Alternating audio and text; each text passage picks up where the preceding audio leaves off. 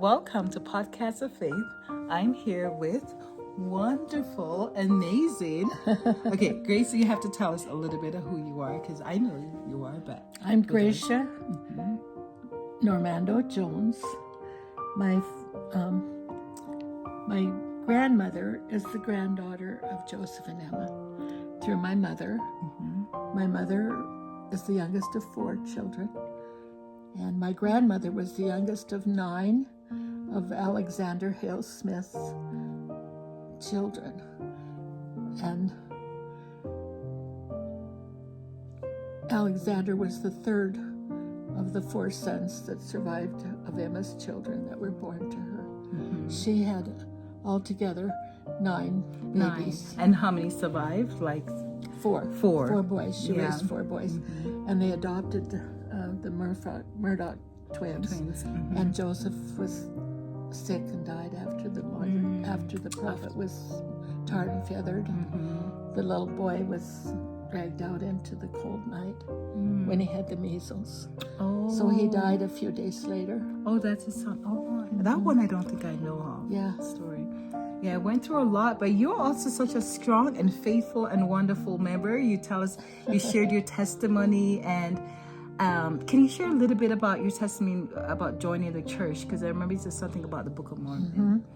Yes, well, I couldn't really tell a lot of it tonight because it was such a short period of time. But I was born and raised on a ranch in the Flathead Valley of Montana, northwestern Montana. And that is Indian country. My dad was a member of the tribe. Okay. And he was also French Canadian. His father and mother were both French. And he was born there in the Flathead Valley. And my mom was born in Davis City, Iowa, which is about 4 miles from Lamona, which is the place where the reorganized church established a community in the 1870. It's about 71. They went there, and Alexander was a counselor to his brother Joseph III in the reorganized church, and he didn't immediately join that group. He kind of wasn't involved in religion too much. And he was a great hunter, fisherman, and farmer, But after their brother Frederick suddenly died, he had consumption, I believe, and he died at age 25 or 26. And that broke Alexander's heart. And his brother had died without having been baptized. And so they all knew that you should be baptized or it wasn't good. And so he prayed about it, and the Spirit said to him the time would come when baptism could be secured to him. Oh, that's amazing. Wow. Which was nothing ever taught by the reorganized church. Yeah, because they would know that, but he had that. That's amazing. But it wasn't that they didn't believe it was okay. Right. It's just that they didn't have a temple. Yes. And they thought it had to be done at a temple.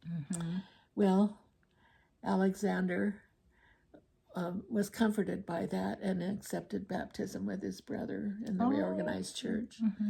And about 1861 or 2. And then in 63, he became a preacher with them. Yeah. And so that was the tradition of that branch of the family. Right. And they did not like Brigham Young. They had many false opinions about Brigham Young. And the reason I know they're false is because I've studied all the sources. Yes, and understand who was biased and why they were. And at what age were you start studying on your own? This is amazing. Well, this is after I joined the church because I had no knowledge of any of it beforehand. So you joined by faith? Like, how did you? Okay, well, what happened was my dad we had a farm And then he got an injury and he couldn't do the cattle anymore. And so he moved our family over to the eastern part of Montana, where he got a job with a grain elevator company. Yeah. And in that new town, I was just going into my senior year of high school, and I needed a job. Okay. So, because I needed clothes and Yeah, money, yeah. Kids like to have money. And I got a babysitting job as a helper in the home for this lady. And my mother knew who she was, and she said, "Don't tell her you're related to Joseph Smith. Oh, She'll think you should be a Mormon." But I had never heard of Joseph Smith until I was in the 8th grade. Oh. And it was in my history book about Joseph Smith. Not even knowing that you were... Yeah, American history book. And my mom saw that article. Yes. And in my book, and she said, "Don't tell anyone you're related to Joseph Smith. He's your great-great-grandfather, but don't tell, because it always leads to trouble." Oh. And the family had suffered persecution, even in Iowa. Oh, even not members of this church. They were members of the reorganized church, but they were still persecuted for being related. And so she actually had suffered that in school. Oh, so she didn't want you to go through similar based on what... So she said, "Don't tell anyone." And I didn't know who it was about or anything about. Right. Never heard of him before that came up. And so I didn't ask any questions. But when I went to work for this sweet lady, that she was a member of the church, and her husband had later, after they were married, he had joined the church, and he was away on a mission. Married men went to in the 1950s. Oh, yeah, back then, yeah. And so married men could go on a mission. Yeah. And he went on a mission. So while he was gone, she needed a helper around with the children. She had 2 little children. And so I got the job. And after I'd been there for just a short time, she asked me to sit down, that she'd like to tell me a wonderful story. And she told me about Joseph Smith and his first vision. And all the whole and you story. Didn't have the I had never heard any of it. Wow. And how old were you? You were a teenager, so you were around... I was 17. 17 years old. Yeah. Yeah. And so there were missionaries were living in her basement apartment, helping to finance the mission for her husband. Oh, wow. They rented out the basement. And so she invited me to come over, and she said she had talked to the missionaries, and I had seen them, but I had not met them. And she said, "Can you come over on Friday? The missionaries would like to give you a gift." And of course, she prepared them with my lineage of being a descendant. And so I got there and was introduced to Elder Richards and Elder Because you told Baldwin. you told her eventually, right? I told her. Yeah. Yeah, well, I kind of... She told me that he was a prophet of God like Abraham in the Bible. And so you're like, what? Really? Because I had heard the story of Abraham when I was in 3rd grade at a storyteller, Christian lady at the library, told the story on flannel board. Of Abraham, and it's a big deal. Isaac and the story. And so I knew being a prophet of God was a big deal. And then when she said Joseph Smith was a prophet of God like Abraham, you're like, oh, you know? I blurred out, "He's my great-great-grandfather." Oops, my mom didn't want me to say anything. So that was really... Oh, that's awesome. And so then when the missionaries were introduced to me, and she had explained to them who I was, and one of them handed me that little black book. So back then, that a book with the gold picture on the front. And he said, "This is the Book of Mormon. It was translated by the gift and power of God by your great-great-grandfather. Wow. And it is true." When he said those words and I took the book, my entire body seemed as if a light just burned through me. And in my mind echoed the words, "It's true. It's really, really true." I knew absolutely it was true. And I knew nothing Yes, that not was in even it. read it yet. Yes. Who he was, nothing. Wow. The And so Spirit confirmed right away. I Wow, that's knew it. powerful. And I have, ever since then, my whole life, it was 70 years ago this July in Oh, 1955. yes. That, And, wow. That and testimony. I wanted to just know everything at once. Yes. And my dad would not allow me to have the discussions or be baptized or anything. You know, when you share that story, how you just, without reading the book, and you felt, and you got a hold of it, you felt it, the light.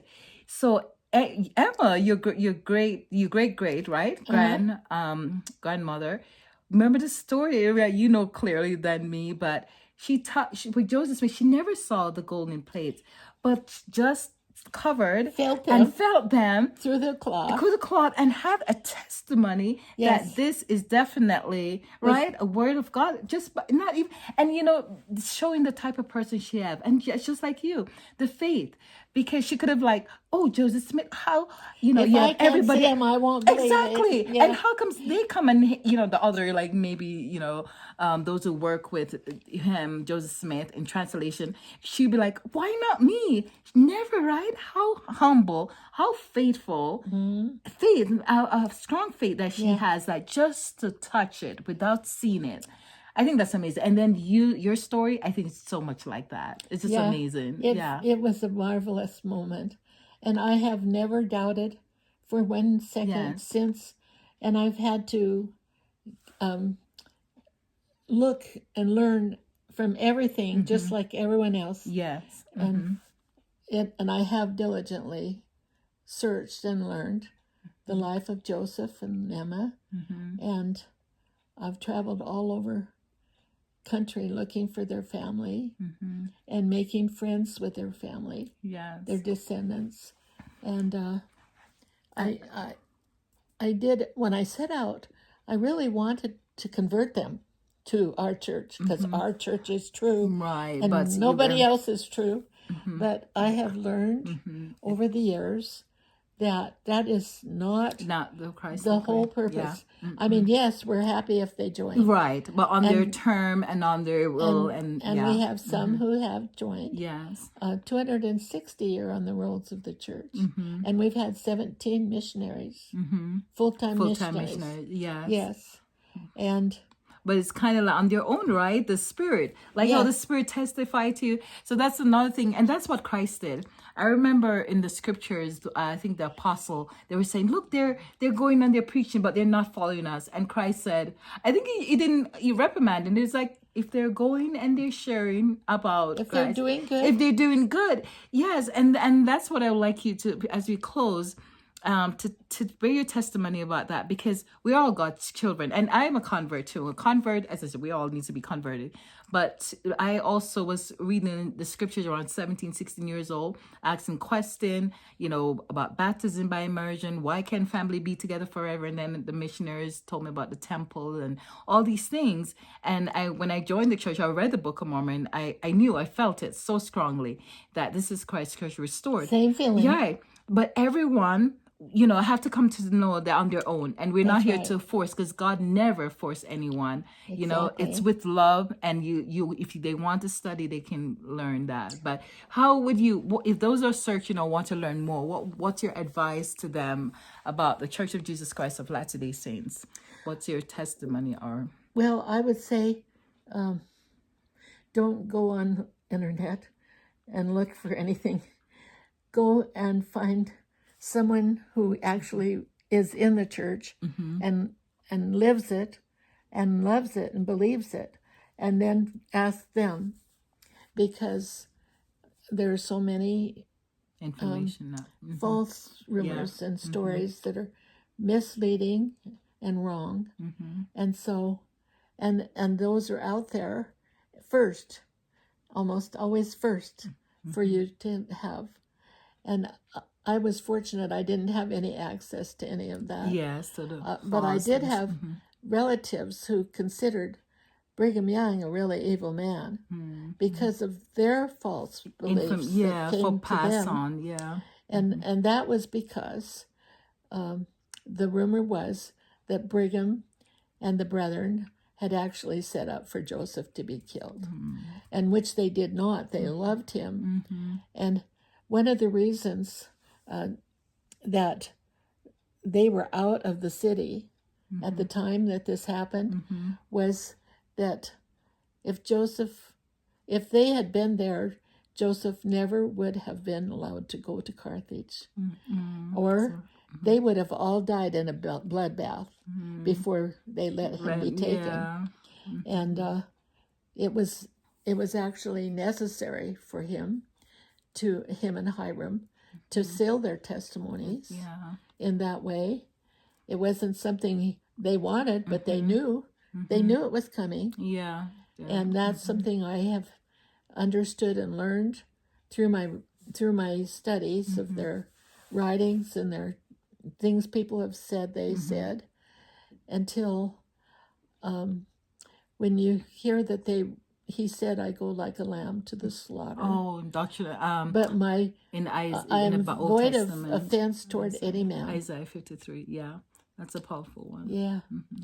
And so I would say recommend that you read Joseph's own testimony, which is available in the Pearl of Great Price. Yes, and on the Church of Jesus Christ of Latter-day Saints website. Yes. And I would recommend that you sit down and really listen, open-minded, to what the story is, the real, true story. Yes. And then pray about it. Yeah. And you'll get your answer. It may not fit for your life. Some people's situations are such. Like I have family members who would join the church, but it would absolutely destroy their relationships So there's because a time of the and hard place. feelings that their family would have toward them. And so they shy away from joining the church, but they're always kind of curious. Yes. Kind of listening over the shoulder, kind of. Right. Yeah. And I just learned that we just love our family, Yes. and we don't criticize them for what their choices are. Yeah, with love. That's what Christ taught. He never ever violates anyone's free agency. Yes. Yes. That's and so it's important. kind of interesting. That's so true. Yeah. I'm so grateful for your testimony and everyone who's watching. Isn't she amazing?